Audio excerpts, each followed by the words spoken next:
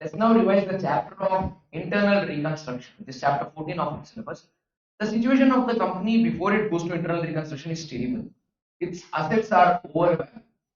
Liabilities are overdue, meaning it's due beyond the date on which it was supposed to be settled. There is debentures due for redemption, arrears of preference dividend is there. You've not paid money to creditors because of which they've stopped supplying goods to you. Your manufacturing process is stopped. You've not paid wages to your laborers. Customers have stopped paying you money because you've stopped supplying goods to them. They're finding goods from a different person. All of this has kept the company in a big mess. The company's option is to liquidate. If it liquidates and starts selling all its assets, it doesn't have enough money to pay its liabilities. It has goodwill which is of no value, intangible assets which are worth zero. Accumulated losses is more than the capital, because of which shareholders might not even get 1 rupee if the company liquidates. That's the situation. In this situation, every company would think of liquidating itself. But there's another way other than liquidation to try and revive itself. It is to give itself another opportunity. That opportunity what the company can give itself to revive itself from the scratch is internal reconstruction. In this, we revalue the assets, we write off the overvalued assets, and we restate the liabilities. We'll ask our liability holders to write off some liability, give up some liability.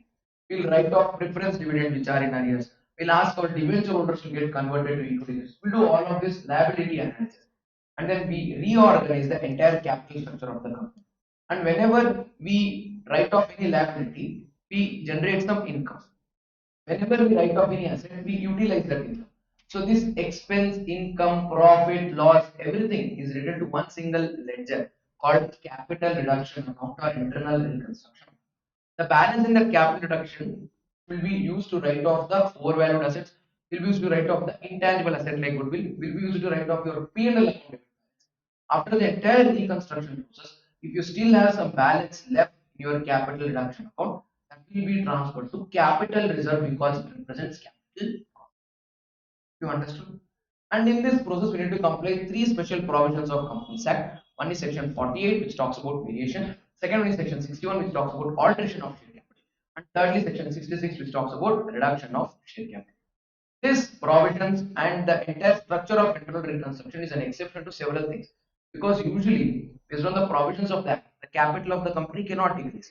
But when you do internal reconstruction, the capital of the company will decrease, and such decrease in the capital of the company is against the normal practice. You would have to take consent from the court mandatorily to do internal reconstruction.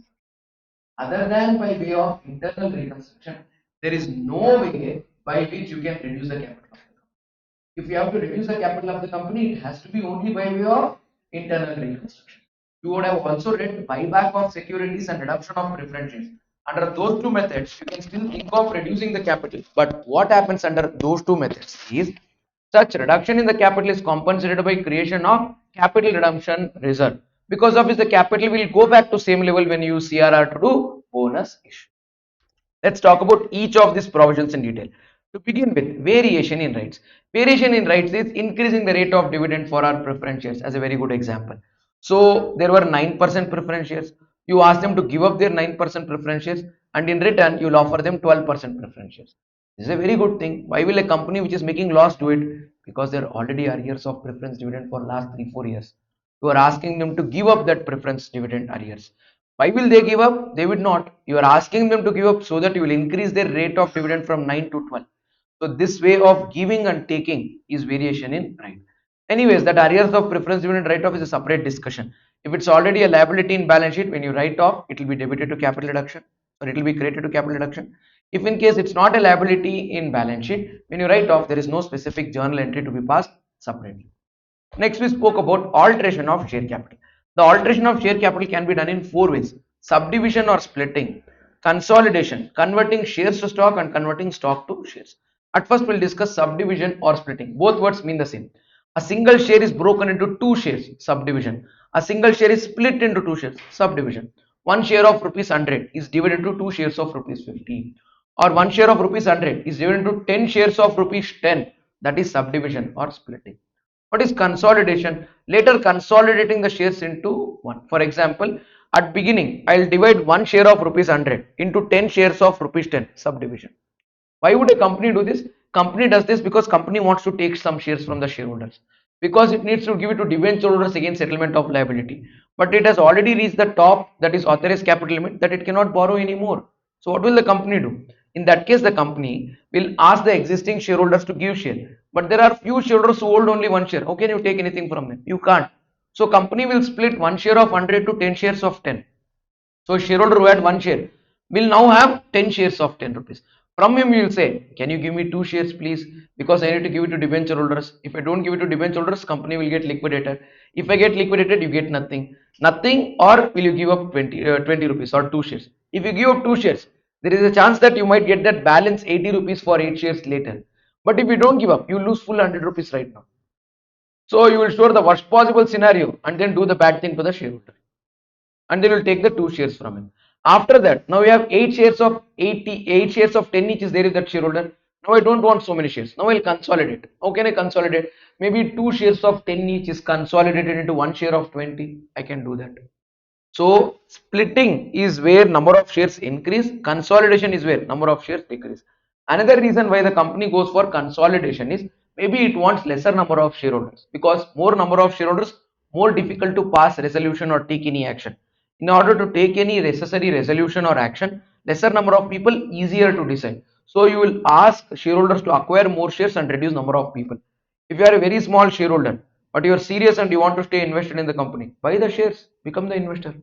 You are not serious about the company, sell the shares and exit. I don't want you. I want only serious people in my company who will be part of active decision making, not people who will come for time pass to the meeting to just drink coffee, tea, and samosa. I'm talking about general meeting. I hope you're getting it. So that's subdivision and consolidation. What is conversion of shares to stock? What is conversion of stock to shares? Shares usually have fraction and denomination. Capital of 1 lakh is 10,000 shares of rupees 10 each. That is capital which has fraction as well as denomination. If in case you want to take some decision like this and pass resolution, from the time you think of the resolution to the time you pass the resolution, there is a lot of time gap. In this time gap, there is a lot of trade that keeps happening in the market, and this trade is based on the speculation and gossips of what can the company do. To avoid that trade, to avoid that abuse on the people who are smaller in size when it comes to holding in the company, and this abuse is done by people with bigger number of shares. They can move the market. In order to ensure that the trade stops, the company can decide to convert its shares to stock. If the company decides to convert its shares to stock, fraction and denomination both are removed. It is 10,000 shares of rupees 10 each, 1 lakh. It will now become equity stock 1 lakh. That's it. There is no number of shares, there is no per share value. Equity stock 1 lakh. It will be this way till the time the company passes the resolution.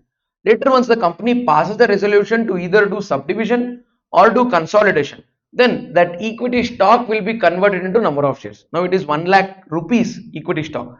Later, the company decides each share will be 1 rupee. It will become 1 lakh shares of rupees 1. The company decides each share will be 1000, then 1000, each share will be 100, then it is 1000 shares of rupees 100 each.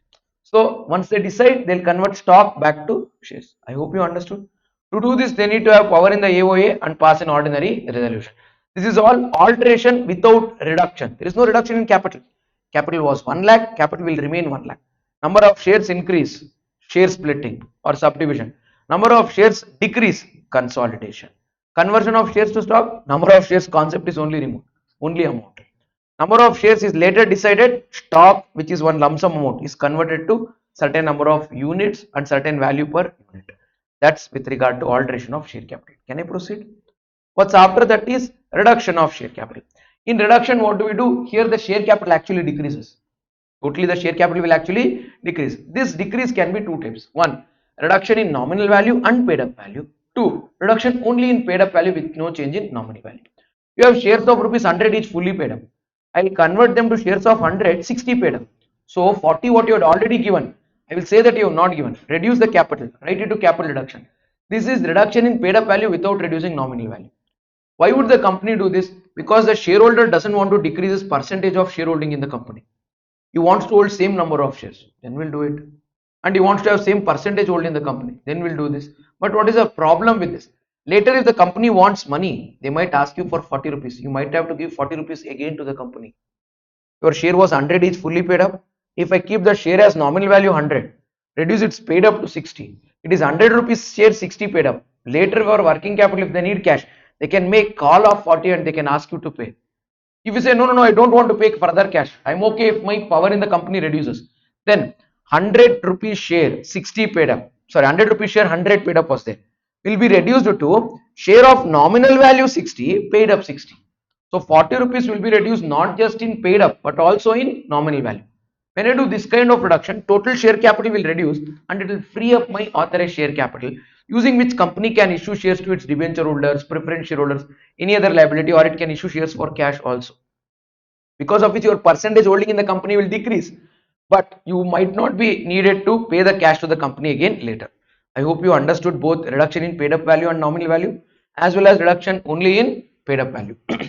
If there is reduction in only paid up value, entry will be to the extent there is reduction. I think in our example 40 rupees, debit share capital by 40, credit capital reduction by 40. However, if this reduction in nominal value and paid up value, debit share capital 100, credit share capital 60, credit capital reduction 40. You will debit share capital 100, credit share capital by 60, also credit capital reduction by 40. I hope you understood. This is how we deal with reduction of share capital, section 66. Then going further, we discussed one beautiful concept of share surrender. So I told you in share surrender, what really happens is our existing shareholder will walk in and then drop his share in share surrender account. What is the entry for share surrendered by an existing shareholder? Equity share capital or preference share capital account debit to share surrender account. When the existing shareholder is surrendering share, it has nothing to do with capital reduction. Remember, it has nothing to do with, out of the share surrendered, we are using the shares to give it to some liability, maybe creditor, maybe debenture holder or something. Let's say debenture holder. Then how do we write the entry for debenture holder settlement? Debenture holder liability should be first created, debenture to debenture. Then debenture holder will give up his debenture by putting it into capital reduction. So whenever debenture holder gives up his debenture portion, only then he gets the shares out of share surrender. Till the time his debenture holder, he gets nothing. So first he should give up his debenture. He will give up his debenture and that entry will be written through which account? Capital reduction account. What is the entry? Debenture holder. First is debenture to debenture holder. Then debenture holder to capital reduction. Done.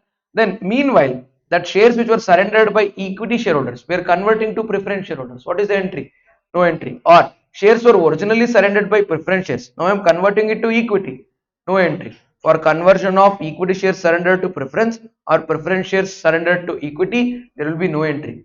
Entry will be written only when the surrendered equity or preference shares after conversion are issued against a liability. Later, when those surrendered shares are issued to a debenture holder, what will be the entry? In that entry, remember, the debenture holder will not come anywhere. Shares are issued, share capital will increase, credit share capital, debit share surrender. Share surrender account debit to equity share capital or preference share capital. Once you write this entry, share surrender account should become zero. Share surrender is not an investment, it's not an asset, it's a temporary account. We need to empty share surrender account. If shares surrendered by existing shareholders is more, shares reissued against liability is less, such balance in share surrender will be transferred to capital reduction account, which will be later closed by adjusting overvalued assets, then writing off overvalued liabilities, overdue payments, writing off accumulated losses, writing off goodwill, and if any excess is there in capital reduction, that will be transferred to capital reserve. This will be your last entry. After this, the company should prepare its financial statements. When it prepares its financial statements after internal reconstruction, but there the balance sheet looks very, very clean and good. It might leave wrong impression on the shareholders that the company is doing good, which is wrong. So what should we do? In that scenario, on the balance sheet, we need to write the word and reduced as on. We need to write and reduced as on. The balance sheet is after reduction of assets, after reduction of liabilities, after writing off overvalued assets, after writing off intangible assets. We need to write that. How do we write? And reduced as on. Then date 31st of March 2026, 2027, whatever, and then balance sheet. This should be continued to be written for 5 years. Once the company goes through reconstruction in year 0, next 5 balance sheets they should disclose that it is after reconstruction, after reconstruction. 6th year onwards, you don't have to tell. It is assumed to be the original one. I hope you understood. This is quick revision of internal reconstruction, including the concept of share surrender.